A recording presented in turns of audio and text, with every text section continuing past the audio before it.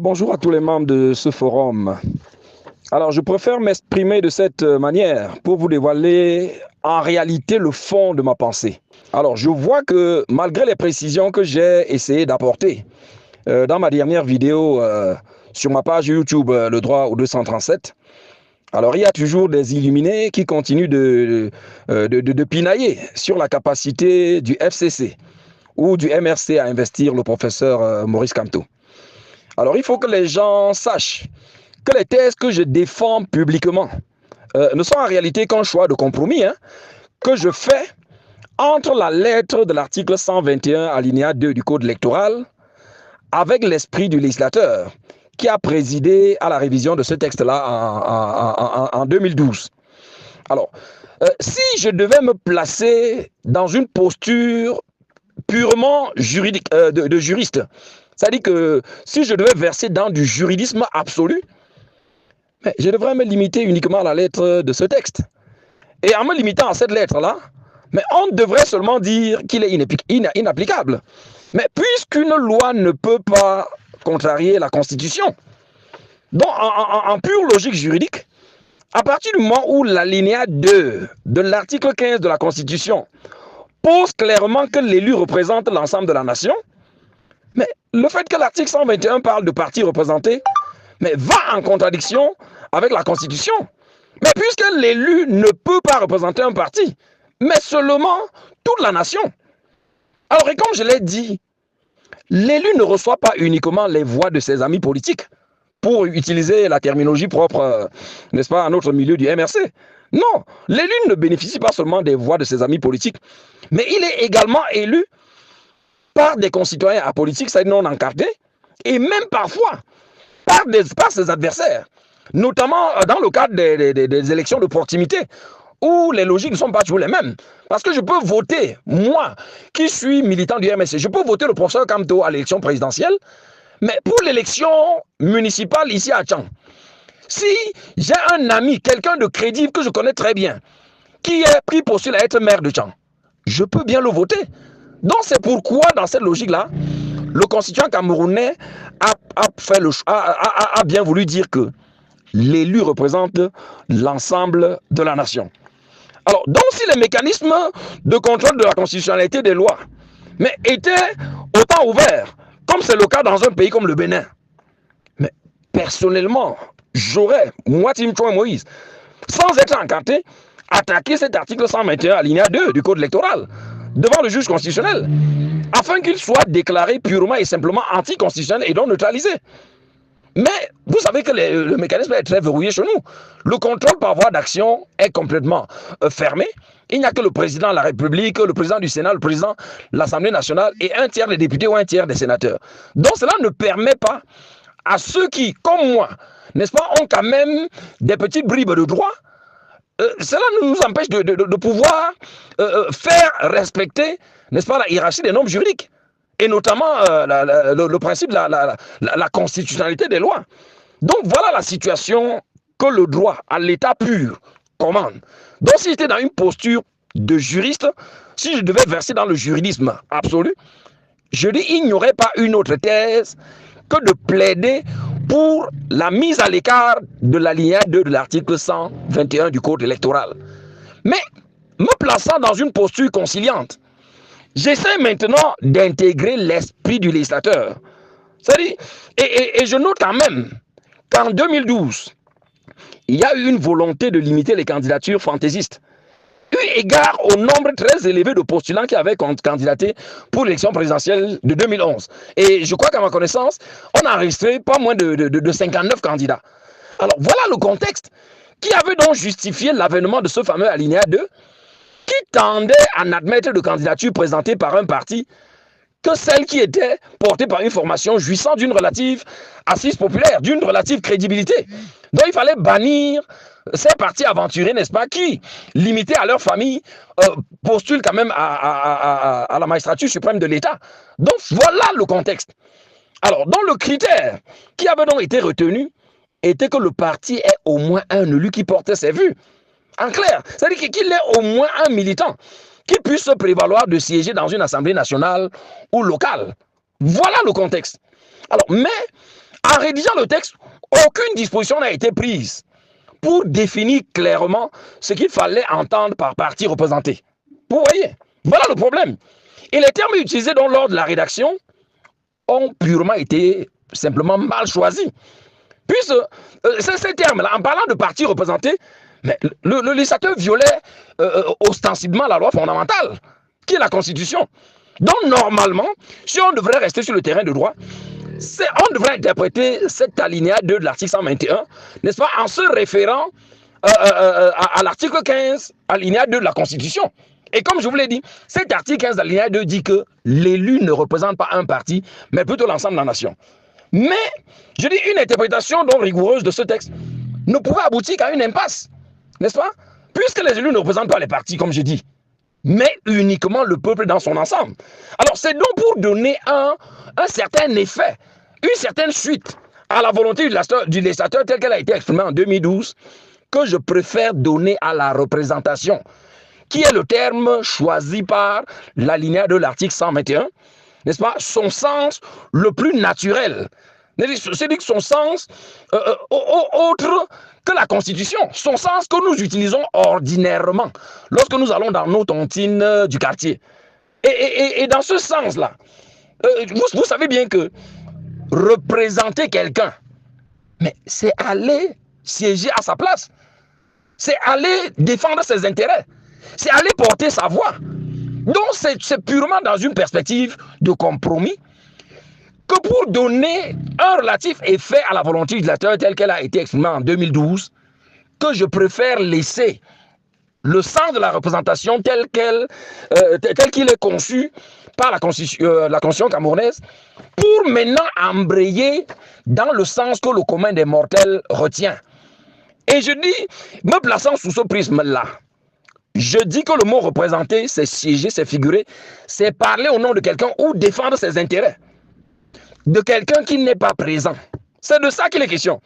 Et comme je l'ai dit, les partis politiques, comme toutes les autres personnes morales d'ailleurs, que vous prenez et né au Camwater, les personnes morales n'existent pas physiquement. En droit, on les appelle des entités incorporelles. Et n'ayant pas un corps, n'ayant pas une existence physique, les partis politiques, comme tous les autres groupements, ne peuvent agir que par leurs membres, qui sont nécessairement des individus. Alors, et dans le cas des partis politiques, mais les partis politiques ne peuvent donc agir que par leurs responsables, qui sont nécessairement leurs militants. Vous comprenez? C'est de ça qu'il est question. Alors, donc, si on comprend donc la représentation ainsi, comme le commun des mortels le ferait, mais un parti qui exclut un élu cesse d'être représenté par cet élu, qui ne quitte pas l'Assemblée, comme nous le savons déjà. L'élu qui démissionne ou qui est exclu ne perd pas son mandat. Il demeure là. Mais à partir du moment où on l'a exclu, mais il ne peut plus parler au nom du parti qu'il a investi. Ce n'est pas ça le représenter. Du moins lorsqu'on se met dans la perspective que nous souhaitons maintenant retenir pour donner un relatif effet, pour donner un certain sens à cet alinéa 2. Parce qu'il serait impossible pour nous d'en demander l'invalidation devant le Conseil constitutionnel parce que nous n'avons pas qualité pour le saisir pour l'instant. Voilà. Donc, à partir du moment où cet élu défend désormais l'idéologie ou les intérêts d'une nouvelle formation politique, le seul compromis raisonnable, et j'insiste, je dis bien le seul compromis raisonnable, c'est d'admettre au moins que cet élu représente son nouveau parti. C'est le bon sens. C'est le sens que nous en avons tous les jours. Quand je ne vais pas aller à la réunion et que je charge quelqu'un d'aller me représenter, c'est celui qui va aller défendre mes intérêts. Et vous voulez que quelqu'un qui a été exclu d'un parti aille défendre les intérêts de ce parti-là? Non. Mais si les gens veulent qu'on continue dans le juridisme, mais la ligne 2 de l'article 121 est complètement inapplicable. Il est complètement inapplicable. Voilà. Alors des gens sans profil de juristes connus essayent de me contrarier. Hein? Des maçons, des personnes qui ont fait leur parcours en histoire ou en espagnol, n'est-ce pas, osent me critiquer. Et ceux qui sont un peu plus polis, mais font valoir que je ne suis qu'un privatiste. Voilà, il est agrégé en droit privé et qu'il n'a aucune autorité pour parler du droit public et du droit constitutionnel. Mais qui leur a dit qu'on a besoin d'être spécialiste pour parler des sujets de droit? Un juriste, c'est d'abord un juriste. Et je dois vous dire que pour défendre mes positions, Je n'ai pas besoin de solliciter plus que mes connaissances acquises depuis la première année de droit. Non, ce sont des notions d'introduction générale au droit, n'est-ce pas? Et c'est un cours qu'on dispense à tout débutant en droit. Hein? C'est un cours de première année. Et donc les thèses que je convoque implicitement, parce que je ne le dis pas, parce que mes sorties sont destinées au grand public. Mais mes sorties sont destinées au grand public. Mais les thèses que je convoque implicitement, mais n'est-ce pas, tiennent en deux choses. C'est la hiérarchie des normes juridiques et qui s'accompagne d'un autre mécanisme qu'on appelle le contrôle de la juridicité administrative ou encore le contrôle de la régularité des normes juridiques. C'est ce contrôle-là qui interdit qu'une loi puisse contrarier la Constitution, qu'un décret puisse contrarier une loi, qu'un arrêté puisse contrarier un décret. C'est de ça qu'il est question pour le commun des mortels. Alors donc, c'est un cours de tronc commun que l'on donne aussi bien aux publicistes qu'aux privatistes. Donc on ne peut pas me dire que je n'ai aucune notion de droit constitutionnel ou bien alors que j'ignore tout de l'introduction générale au droit. Puisque d'ailleurs c'est un cours que j'ai enseigné pendant plus d'une décennie ici à l'université de Tchang. Hein? Alors on ne peut pas me contester une autorité que j'ai dans une discipline que j'ai enseignée pendant une dizaine d'années. En fait, pour résoudre ce problème, on n'a pas besoin d'être un spécialiste du droit constitutionnel. Soit on reste dans une posture juridique, auquel cas on neutralise l'alinéa 2 de l'article 121, soit alors on se met dans une posture conciliante comme celle que je fais depuis et on donne à la représentation le sens qu'il a ordinairement dans nos vies. N'est-ce pas? Et pour ceux qui s'intéressent à ma spécialité, mais je dois leur dire, je suis spécialiste du droit privé fondamental. Ça veut dire que mes domaines de prédilection, c'est le droit civil et le droit processuel. Et en tant que processualiste, je vais donc dire à ceux-là que pour l'instant, nous sommes au niveau de l'animation du débat politique. C'est-à-dire que maintenant, nous essayons de conscientiser les gens pour les convaincre de ce que la candidature du professeur Maurice Kamto pourra valablement être portée soit par le FCC, soit par le MRC. Et je dois leur promettre, si d'aventure le professeur Kamto optait de se faire investir soit par le FCC ou par le MRC, et que sa candidature est rejetée par Elecam, mais je peux vous garantir qu'il y aura un contentieux devant le Conseil constitutionnel. Et devant le Conseil constitutionnel, mes chers amis, sachez que si le contrôle de la constitutionnalité des lois n'est pas possible par voie d'action, c'est-à-dire que s'il n'est pas permis aux citoyens de saisir le Conseil constitutionnel lorsqu'une loi vient d'être votée ou promulguée, mais sachez qu'il existe le contrôle de constitutionnalité par voie d'exception qui permet à toute personne qui a intérêt de soulever pour la première fois devant le juge constitutionnel la contrariété d'une loi avec la Constitution. Et je vous dis, c'est bien le cas de l'alinéa 2 de l'article 121 avec l'article 15 de notre Constitution. Donc, si d'aventure le professeur Kamto optait pour cette voie et que Elecam, dans son obsession à écarter le professeur Kamto, essayait de déclarer sa candidature irrecevable, mais moi, je vais faire valoir maintenant mon expertise là où je parle avec autorité. Et cette expertise-là, c'est bien dans le champ du droit processuel. Je verrai donc comment les juges du Conseil constitutionnel vont admettre que cet alinéa 2 s'applique, malgré le fait qu'il viole l'article 15 de la Constitution. Mais c'est pas possible. On essaye de faire avancer pour concilier aussi bien le droit que ce que le législateur a voulu. Et l'objectif était noble. Parce que vous voyez qu'aujourd'hui, il n'y a que deux modalités pour participer à la présidentielle. Soit on est candidat indépendant, et vous savez que pour obtenir les 300 signatures, ce n'est pas facile. Soit on est investi par un parti. Et on dit, bon, un parti représenté. Oui, on a violé la Constitution. Mais l'objectif était quand même de dire, on ne veut pas avoir une pléthore de candidats, y compris des aventuriers, qui n'ont rien véritablement, qui n'ont aucune assise. On connaît plein de partis qui, depuis qu'ils ont été créés, n'ont jamais tenu une réunion de leur bureau politique. Et ces partis-là vont quand même venir challenger des partis populaires comme le MRC ou bien le PCRN ou le RDPC ou bien l'UNDP. Mais ce n'est pas possible. Donc nous comprenons bien là où le législateur voulait aller et nous essayons donc de donner à la lignée de l'article 121 un sens qui permette de concilier le droit avec cet objectif-là. C'est de ça qu'il est question. Alors donc tout juriste racé, tout juriste qui s'assume comme tel, confirmera ce que je vous dis là. Alors, quelques esprits malveillants font valoir que mes avis sont teintés de pesanteur partisane. Mais ce n'est pas possible. Oui, admettons que ce soit le cas pour le professeur Kamto. ou bien pour tous les autres juristes militants du MRC, n'est-ce pas, tous ces avocats, n'est-ce pas, qui parlent au nom du MRC. Mais alors, qu'est-ce que vous allez donc dire lorsque Maître Timman Bomo, qui est de la société civile, soutient les mêmes thèses? Qu'est-ce que vous allez dire de mon collègue Abba Oyono, qu'on a bien entendu hier, par exemple, sortant de la réunion du groupe de Douala? Qu'est-ce que vous allez dire de lui? Il n'est pas militant du MRC. Et que direz-vous donc de mon collègue Messanga Nyamding, qui se réclame comme étant le premier des biaïstes? Non, soyons sérieux. Je crois que lorsque un argumentaire est solide, au lieu de verser dans des digressions, dans des commentaires qui n'ont aucune assise scientifique, mais il faut quand même se taire. C'est mieux de se taire. Plutôt que d'avancer des inepties qui nous perdent du temps, n'est-ce pas, qui nous maintiennent dans des combats d'arrière-garde et qui empêchent nos sociétés d'avancer. Non, si nous sommes des démocrates, nous devons d'ailleurs permettre que tous ceux qui présentent une relative légitimité puissent aller à la présidentielle. Donc vraiment, c'est de ça qu'il est question. On l'a vu au Sénégal, où d'ailleurs les candidatures indépendantes qu'on dit qu'elles sont impossibles au Cameroun. Pendant la dernière élection, 4 membres du parti de Macky Sall qui n'avaient pas pu être investis par le parti, mais ont choisi l'option de la candidature indépendante. Et quels sont ceux qui leur ont donné les lettres d'investiture? C'est leurs camarades du parti qui avaient jeté leur dévolu sur l'ancien Premier ministre. Mais pour faire fonctionner le jeu démocratique, ils n'ont pas hésité à signer les lettres de présentation de leurs camarades qui sont présentés comme candidats indépendants. Le Cameroun doit aussi aspirer à ça.